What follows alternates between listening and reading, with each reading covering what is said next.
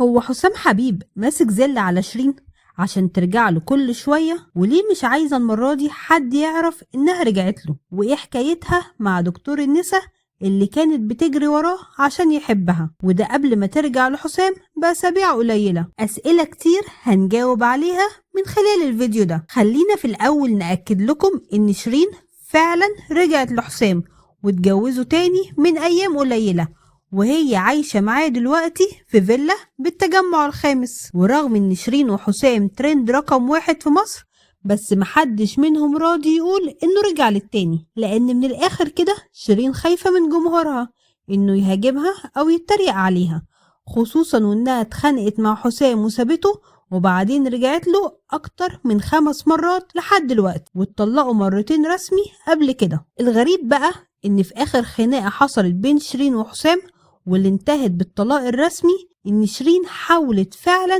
تشيل حسام من دماغها، وكانت في علاقة غرامية مع دكتور نسا، وحاولت توقعه في حبها، وفعلا كان معاها في كل الحفلات الفترة اللي فاتت. لكن المفاجأة بقى ان الدكتور ده فجأة بقى يتهرب منها ومش عايز يشوفها، وحس انه مش مرتاح في العلاقة دي ولا مرتاح مع شيرين. مش بس كده، ده الدكتور ده حاليا بيحاول يصالح حبيبته الأولانية وهي مرهان حسين، واللي سابها عشان خاطر شيرين. بس مرهان حسين وأهلها رافضين تماما رجوعه، وقالوا له انت صفحة وانتهت من حياتنا.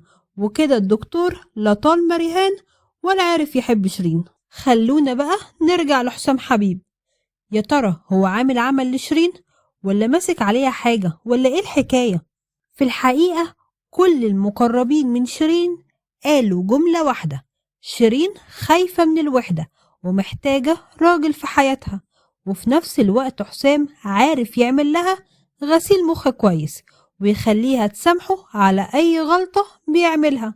ده الأغرب بقى إن شيرين كانت ناوية تصالح أمها وأخوها قبل ما ترجع لحسام، بس بمجرد ما رجعت ليه اتراجعت وقالت مش هصالح حد.